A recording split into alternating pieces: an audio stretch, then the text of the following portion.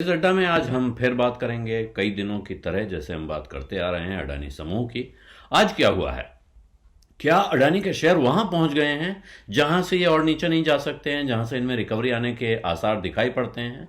बाजार में ये सवाल उठ रहा है। क्यों?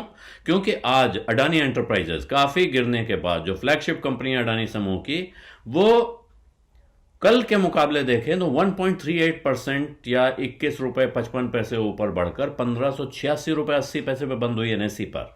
लेकिन दिन के दौरान ये जहां तक गिर गया था इसका शेयर, अगर आप वहां से इसका मुकाबला करेंगे तो पाएंगे कि ये काफी बड़ा है। ये 1000 रुपए के आसपास पहुंच गया था दिन में, और वहां से इसमें जो सुधार आपको दिख रहा है ये काफी है, काफी तगड़ा सुधार है। अडानी समूह की लगभग सभी कंपनियां, अडानी ग्रीन और अडानी पावर को छोड़कर, और साथ में बाद में अडानी ट्रांसमिशन भी, जिनमें लोअर सर्किट आज भी जारी रहे, उनके अलावा अडानी टोटल ग्रीन और अडानी विल्मार लिमिटेड ये भी नीचे के सर्किट पे लॉक हैं आज शाम के ट्रेड खत्म होने तक। लेकिन जहां सुधार दिख रहा है वो देखिए, अडानी एंटरप्राइजेज में, अडानी पोर्ट्स में ये भी करीब 8% बंद ऊपर आके बंद हुआ है कल के मुकाबले। 7.87%, 36 रुपए 40 पैसे का उछाल इसमें।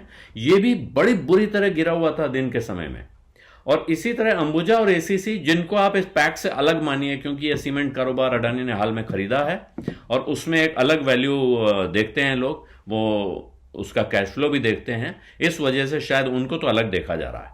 लेकिन क्या अडानी के शेयरों में वो परिस्थिति आ गई है? खासतौर पे अडानी एंटरप्राइजेस फ्लैगशिप कंपनी, जिसका एफपीओ अभी समूह को वापस लेना पड़ा था, और दूसरा Adani ports and SEZ limited जो मुंद्रा पोर्ट को चलाता है और जिसके बारे में कहा जाता है कि ये इस समूह की सबसे बड़ी कैश फ्लो वाली कंपनी है, जिसकी नकद कमाई हो रही है हर रोज, और जिसके पास बहुत बड़ी संपत्ति है, यानी असली जमीन जायदाद जिसे कहते हैं, पोर्ट है, जमीन है, सब कुछ, एक एसईजेड है, तो वो एक कंपनी है।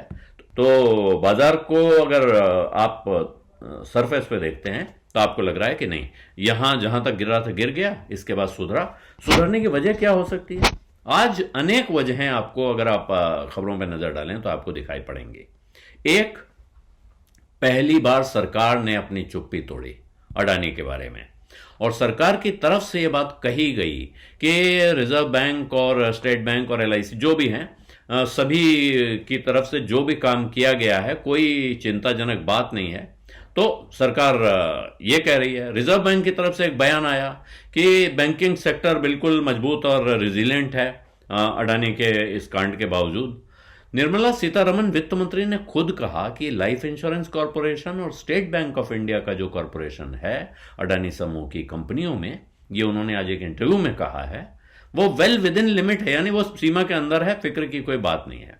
उधर भारतीय जनता पार्टी की तरफ से अब ये नया तर्क आया है कि साहब सरकार का इसमें क्या काम है अडानी वाले किस्से में, तो इसलिए इसमें जो लोग जेपीसी की मांग कर रहे हैं उसका कोई मतलब नहीं है। तो स्टेट बैंक ऑफ इंडिया ने एक बात जरूर कही है कि आगे अडानी समूह को जो भी कर्ज दिए जाने हैं अब वो मेरिट पे इवेल्युएट किए जाएंगे। इसका क्या अर्थ है? इसका अर्थ है क्या अभी तक मेरिट पर इवेल्युएट नहीं किए गए थे? उधर जो अडानी का एक इंटरनेशनल पार्टनर है पेट्रोलियम कारोबार में, टोटल, अडानी के बारे में उन्होंने कहा कि जो टोटल एनर्जीज ने, कि हम अपना अडानी में जो इन्वेस्टमेंट है हमारा, उसके बारे में हम कोई पुनर्विचार नहीं कर रहे हैं।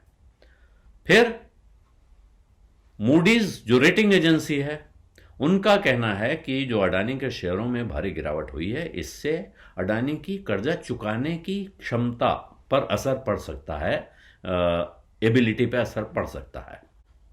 रेटिंग एजेंसी मूडीज का यह कहना बहुत महत्व रखता है, क्योंकि कई दिनों से लोग ये कयास लगा रहे थे कि अब रेटिंग एजेंसी का वक्त आएगा कि वो री रेट करेंगी। अब वो करेंगी कि नहीं है तो नहीं, लेकिन ये बयान जो आया है ये उनके लिए चिंताजनक होना चाहिए। लेकिन इसके साथ में दूसरी इंटरनेशनल एजेंसीज हैं, गोल्डमैन सैक्स है, जेपी मॉर्गन है, दो बड़े इन्वेस्टमेंट बैंक्स हैं। इनका कहना है कि साहब जो अडानी समूह का जो संकट है, इससे इस ग्रुप के कर्जा उठाने की जो क्षमता है उस पर हो सकता है असर आए, लेकिन इससे भारत का जो केपेक्स का पुश है उस पर असर नहीं आएगा। और दूसरा, उनको यह भी लगता है कि इस वक्त ये कर्ज, उनके जो अडानी के बॉन्ड्स हैं इंटरनेशनल मार्केट में, वो जहां पहुंच गए हैं, वो निकट भविष्य में कहिए या शॉर्ट टर्म में कहिए, उनका कहना है कि लगभग वो अब तली पे पहुंच गए हैं और यहां पर वो इंटरेस्टिंग बन गए हैं। गोल्डमैन सैक्स ने एक इन्वेस्टर कॉल में कहा है कि अडानी पोर्ट्स और एसईजेड के जो बॉन्ड्स हैं वो तो इंटरेस्टिंग है, और यहां पर वो कंपनी के एसेट्स की वैल्यू की वजह से, वो इंटरेस्टिंग का अर्थ आप सीधा समझिए कि इन पे खरीद की कॉल आ सकती है, या ये जिस भाव पे मिल रहे हैं इस भाव पे इनको खरीदा जा सकता है। तो ये गोल्डमैन सैक्स और जेपी मॉर्गन दोनों का कहना है। अपने कुछ क्लाइंट्स को इन्होंने कहा है, ऐसी खबरें आ रही हैं कि गौतम अडानी समूह से जुड़े हुए कुछ बॉन्ड्स हैं वो आपके लिए वैल्यू ला सकते हैं, क्योंकि इसके पीछे जो एसेट्स हैं उनके अंदर काफ़ी स्ट्रेंथ है, और उनका मानना है कि ये यहाँ पहुँच गया है। अडानी पोर्ट्स एंड एसईजेड जो कंपनी है उसमें, क्योंकि कंपनी के एसेट्स जो हैं उनकी काफ़ी वैल्यू है। जब मैंने पहले कहा, वो एक कंपनी है जो कैश फ्लो भी लाती है और जिसके पास एसेट्स भी हैं। तो अलग अलग जगह से एक तरह से कहिए तो सहारा मिल रहा है, लेकिन क्या ये सहारा काफ़ी है? और क्या जिस हिंडनबर्ग ने अडानी समूह में ये हड़कंप मचाया है, उस हिंडनबर्ग को अभी लग रहा है कि यहाँ पे बस हो गया, या एक आध दिन में वो फिर कुछ करने वाला है, कोई नई चीज़ ले आए कि नहीं साहब इससे भी नीचे हम जाएं? हुआ क्या है, गोल्डमैन ने जो कहा है, और ये बड़ी बात है उनकी क्लाइंट कॉल में, हालांकि अलग से वो उसकी पुष्टि नहीं कर रहे हैं, उन्होंने कहा है कि करीब 17 करोड़ डॉलर के अडानी बॉन्ड्स उन्होंने थर्सडे को ट्रेड किए हैं। 17 करोड़ डॉलर उन्होंने अडानी के बॉन्ड्स में ट्रेड करने का अर्थ है कि लगाया है। और साथ में उनका कहना है कि दुनिया भर के फंड्स और डिस्ट्रेस इन्वेस्टर्स जो एशिया के बाहर के हैं वो इसको खींचने की कोशिश कर रहे थे। ये जब इन्होंने अपना एफपीओ रद्द किया अडानी समूह ने बुधवार को, उसके बाद हुआ यह है कि ये बॉन्ड्स मार्केट में अचानक हड़बड़ी मची, और उसकी वजह से बॉन्ड मार्केट में वो काफ़ी बुरी तरह से गिरावट देखने को मिली थी। अब प्रश्न वही है, बॉन्ड मार्केट में भी यही है और शेयर मार्केट में भी यही है कि क्या अडानी समूह की कंपनियां अभी उस स्तर पे पहुंच गई हैं जहां जाके कहा जाए हाँ ठीक है अभी अपनी वैल्यू पे आ गई हैं। आप अगर हिंडनबर्ग की मानेंगे तो वो तो कहता है साहब 85% का डाउन साइड था, यानी कि 100 रुपए का माल जब 15 रुपए का हो जाएगा तब वो मानेगा।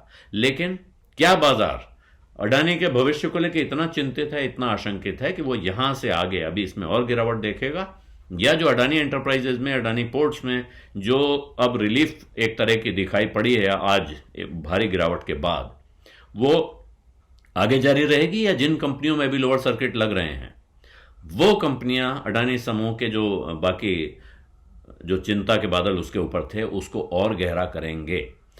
ये सारे सवाल हैं जिनके जवाब वक्त के साथ मिलेंगे, लेकिन तमाम निवेशक परेशान हैं, इसमें कोई शक नहीं है। बहुत सारे म्यूचुअल फंड्स के जिनके इन्वेस्टमेंट्स अडानी समूह में थे, बहुत से म्यूचुअल फंड्स के नहीं हैं लेकिन कुछ के हैं, बहुत ज़्यादा थे। उनमें से एक म्यूचुअल फंड से भी आज खबर है कि उन्होंने अपने अडानी शेयर बेच दिए। अब उन्होंने कब बेचे हैं ये भी एक सवाल है, क्योंकि आज ये शेयर बहुत नीचे भी गया और वहां से रिकवर भी हुआ है। अगर उन्होंने सुबह सुबह बेच दिए थे जिस वक्त वो बहुत नहीं गिरा था तो अलग बात है, लेकिन अगर उन्होंने वहां जहां तली में पहुंचा हुआ था वहां बेचा है तो फिर उन्होंने अपने निवेशकों के लिए नुकसान का सौदा किया है, क्योंकि बाद में ये शेयर ऊपर उठ के बंद होते हुए दिखाई दे रहे हैं।